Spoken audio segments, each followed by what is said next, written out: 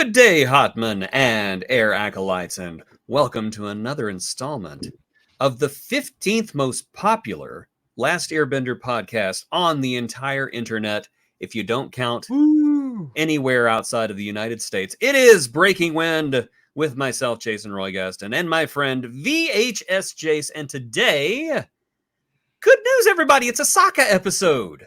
Yay! That is good news. It is. This is Sokka's master. Sokka makes a wrong turn, goes into a bar that he's not familiar with, and comes out wearing leather. Oh, not that type of master. It's a different type of master. Loved this episode, by the way. Absolutely loved it. Considering that, shockingly, very little happens. There is a story, but very little happens in the story. It's all a journey, which I like. It's very zen. So this episode got me hooked very early on. Absolutely. It's got some beautiful visuals in it too. So we start out with the gang is watching a meteor storm when all of a sudden one of the meteors crashes nearby, and it surprises all of them, especially Toph, who can't see meteors and who's been complaining about it the whole time. But the gang rushes to the rescue because the meteor that crashed into the earth has caused a nearby village to ignite a flame. And so, of course, Team Avatar joins forces to stop this. However, Sokka is left on the sidelines because he is not a bender. He's told, watch Momo. And of course, he starts having the understandable feeling that he's not contributing. And of course, the gang tries to help. Oh, well, you're the guy who tells us the jokes. You handle the map. I really like that they're tackling this. It seems kind of late in the series, but as Aang gets more powerful and the gang gains more benders, you would start to feel like you were being pushed out and that your usefulness is not at all useful. 100%. And and this is the scene in particular that locks me in early, because it's also the way that Sokka handles it. The maturity, rather than moping about and don't worry about, he's open. He says, I don't feel as powerful as you guys. I don't feel like I'm contributing, which to me showed a lot of growth in that character. And the fact that he was open and willing to come to a resolution to help that so quickly, I was like, hell yeah. Like, they know what they're doing with this character.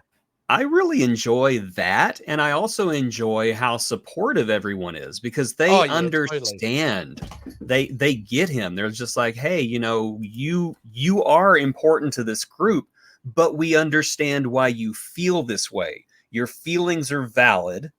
What can we do to help? And of course, they get the idea. You know what you need. You need a master. You need somebody to teach you something that you don't know. Well, first, they don't say that at first. They take them shopping, which, first of all, they take them shopping, which that cheers everybody up. But while there, he finds a sword and he's just enamored with it. And they say, you know what? If you like this sword, maybe you should go and study sword. What do you call it? Not swordsmith. What do you call it? Sword play. I don't know what you call it. Somebody can correct me in the comments. Ching ching. Fencing. Yeah. Cling cling. You now have a scar. Yeah. But he decides, you know what? I'm going to go find a master.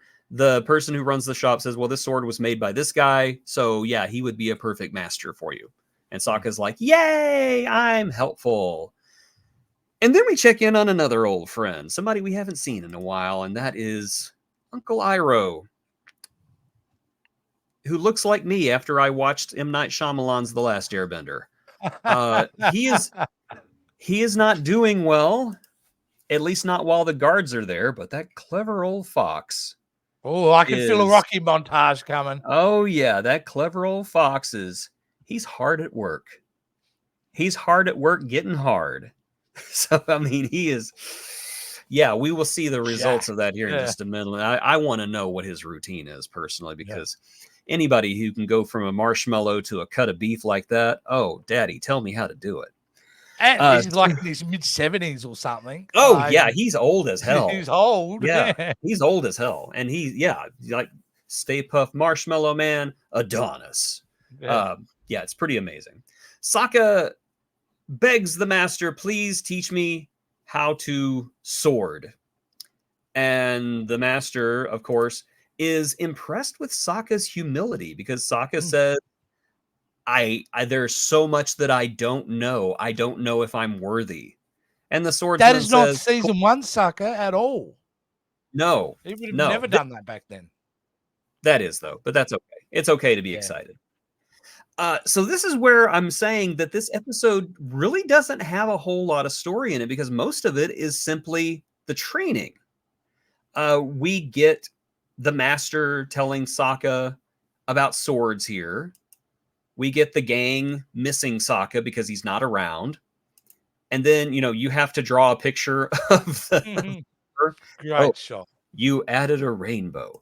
But that's what this is mostly, is just a montage of different types of Mr. Miyagi training, which they are all great. I love them. Hey, Sokka great strength of this episode is how the master is portrayed. I love that version. He's an old school kind of he's kind of like a reasonable, normal person. And the way he's the treats opposite Sokka. of Master Paku. Yeah. Yeah. But his assistant, who's constantly annoyed about this whole thing, is amazing. I love Yes. When Sokka screws up the garden, I love that. I love that whole bit. Sokka has to do calligraphy and does it in a very unique way. I don't really know what to say about that scene other than wow. Whoa, how is he even coming to that? But then anyway, at the end of the montage, Sokka defeats the master's assistant. Yep. And he's ready to forge his own swords. Yes, he's ready to forge his own sword. This is something that I have prior knowledge on because whenever I was in Japan, I was taken to a museum by this guy. His name is Jason. He's an expat from America who lives in Japan now. And he took me to this museum where they have this blade called the Heavenly Sword. And the Heavenly Sword is a sword made out of iron from a meteorite. Whoa, really? Oh, that's and it's a beautiful blade. So I had watched this episode before I knew the Heavenly Sword existed. So now watching this episode now, I'm just like, I wonder if they knew about the Heavenly Sword before they did this. Because they bring the meteor back, which first of all, that's a huge meteor. That shouldn't have just landed in the Fire Nation. That should have obliterated half of the Iron Nation. But let's just say that, I don't know, Toph bent it and made it land softly. Why not? Yeah, why not? You don't know how gravity works in space Earth. I don't. We don't know how space Earth works. I love the Seinfeld ending, by the way. We'll talk about that here in a minute. Also, tell me that this does not look like something a beetle would be rolling through the desert. Yeah, it looks like a bit of dookie. Yeah. Yes, it's like a ball of dookie. Momo, Appa made this.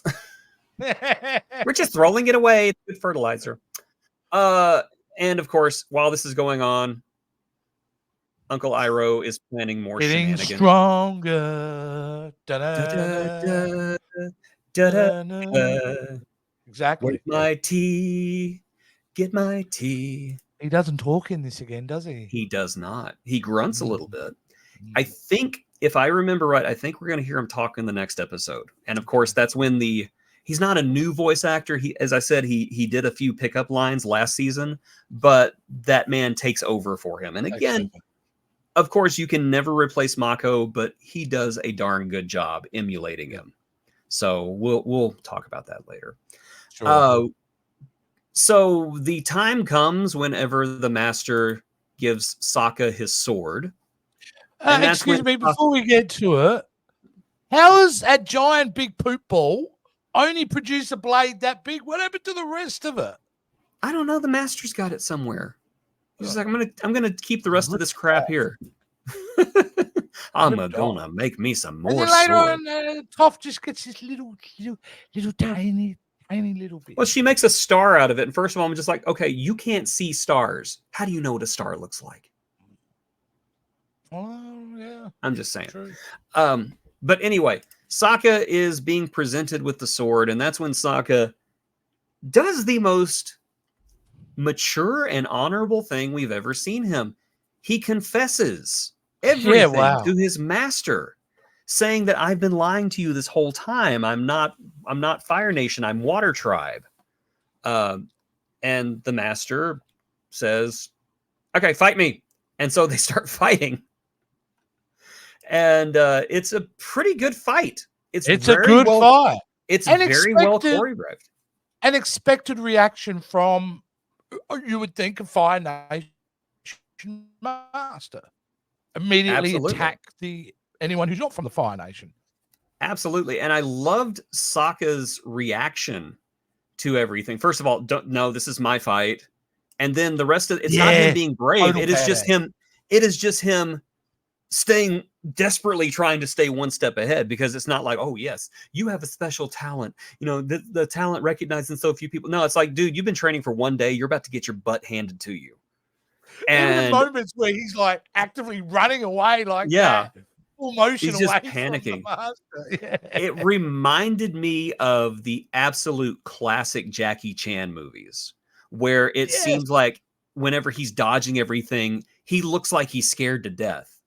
And so that entire fight reminded me of Jackie Chan and Drunken Master, except Jackie Chan not fighting back.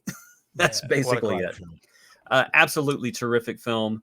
But anyway, Sokka loses. He loses bad. And the master at that point says, very good, Sokka. And then says the most unexpected thing as Aang and them are running up behind him. I think I'm a little too old to be fighting the Avatar. Yeah. And I loved the explanation. How did you know? You said your name was Sokka. That's a Water Tribe name. Your name, yeah. You may want to come up with a bit more. Leave. There are millions of them. Yeah, I love that. I just love that whole bit. The master in this episode, so cool, fantastic character, and I'm happy to say this is not the last we see of him. Oh, great, because I dug him big time. He does come back. As a matter of fact, they laid a clue down about when we're going to see him again. But anyway, Sokka receives his sword. He is now a swordsman. Sokka the swordsman. Yeah. No longer Sokka the boomerang boy. He's Sokka the swordsman. Wow, we've seen a growth in that character big time, haven't we? And speaking of growth. Oh, yeah. Look at that. Look at that. I'm going to put you over my knee and spank you. Because this is a segue episode for this character. We're getting to see him at one point, and now he's got himself to that. How does he use it? That's what I can't wait to see. There's a great scene. There's a great scene either in the next episode or the episode after where he has a short conversation with somebody in the prison who's kind to him. Okay. And he has a short conversation with this person. And it is such a great, foreboding and mischievous conversation. And it is so Iroh. It's basically, I'm going to give you some advice. Follow it. And I love that scene so much. As the gang is leaving the master's place, he gives them a gift. It is a White Lotus pie show bit. Very, very strange. But as they're leaving, they notice that symbol's on the door too. What could that mean? And why were we told about the White Lotus in the recap at the beginning of this episode? What could it mean? I'll have to tune in next time. Yes, you will. And I know you're going to go run and watch the next episode right as soon as we're done with this, aren't you? Yeah, as soon as we record it, see you, dude, I'm out. I don't blame you. I didn't even say goodbye. I just get up and walk out the room. Pretty much, yeah. It's like my ex. So whatever. Anyway, yes. So be sure to check us out next week here. Same bad time, same bad channel. Breaking Wind, the last Airbender. Oh, what's the name of the episode? Do you remember what's the name of the next episode? I do not. Oh, normally we're better organized than this. We usually are. Give me a moment. No. It is an episode, and that episode is called The Beach. The Beach. The Beach. Cool. And it's a Zuko, Azula, Mai, and Ty Lee episode. Okay. About a beach. All right. It's a beach. It's a beach. It's a good episode. Lots of good Azula scenes. And it's Azula not being a military leader. It's just Azula being a person. And I love it. Yeah. I love something we haven't seen, to be honest with you. Absolutely not. Yeah. No, we got glimmers of it last time we saw her. I think on last week's episode we got some, because she's not fighting. Her brother's back. Yeah. And she's all that, scheming, but if I remember right, I don't even think she's I don't even think she schemes in this next episode. I could be wrong because it's been a couple of years since I've watched it, but I don't even think she schemes in this episode. It's just literally Azula, Zuko, Ty Lee, and May trying to relax on a beach. And of course they talk and we have character development and everything. All that good junk. Yeah. It's ridiculous. It's almost, if I was a writer, I'd almost be offended at this show for being so well written. Like, how do you top it? Really like, talk about daunting. Like, here, write a kids show, and then this is like the level that you should be. We're gonna make it about trauma and Asian culture and mysticism and survivor's guilt and it's for kids. And genocide. Lots of genocide.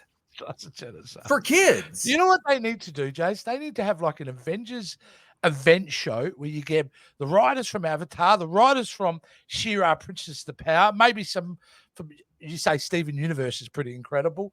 Get all the best writers of these epic, amazing animated shows and go put them in a room and go, what do you come up with? I'd love to see it. I pay for that. You're making me think of that 80s crossover where all the different cartoon characters got together to tell kids to say no to drugs. And all I'm thinking of all these animated characters all together. And it's like, today we're here to talk to you about drugs. And Bender pops up. Really? Where can I get them? No, not the characters from those respective shows. The writers come up with a brand new show. Get their writers together. I'm sure whatever they came up with, Netflix would cancel it after one season. Maybe 2, if you're lucky. Maybe. Oh, no. 2, that's Paramount. Except your Star Trek, you get 5 tops. Yeah. Unless you're Halo. But let's face it. Oh, my God. Halo was not good. Look, the executive brought in a curtain. The other executive had a shotgun. They put that sucker to sleep. It should have died 12 months earlier. It's time to put Halo out of its misery. Let me do it, Paul. It's my show. I could do a whole show on the mistakes of that because I was a massive first 3 games I was obsessed with. So they just completely missed the mark. See, I only played the first Halo game. I knew next to nothing about it, but even I knew the show sucked. When the opening of the show doesn't use the Halo theme, you go, there's something wrong. Hire a guy. That's it. Squeeze his cojones, get that voice happening, and then we're good. It would have been cheap. Yeah. Well, missed opportunities. Maybe one day. We'll see. All right, struggling folks. To end the show tonight, folks. We really are. That's okay. I just don't want to go. I don't want to go. So anyway, let's put a fork in this thing and be done with it. Go down to the video description below. Check out how you can become a Patreon or you can become a channel member. It's easy. It's cheap. Just like me. As low as $5 a month. Support us and all of the dumb things we do on this channel. And that just about does it for us. I'm Jason Roy Gaston. That's VHS Jace. And thank you for breaking wind with us. Where's the card? There we go. I did it. It's been rusty. This is what you get for traveling overseas and seeing the world and being an explorer. I know. Forget how to do this. I won't do it again until I decide to.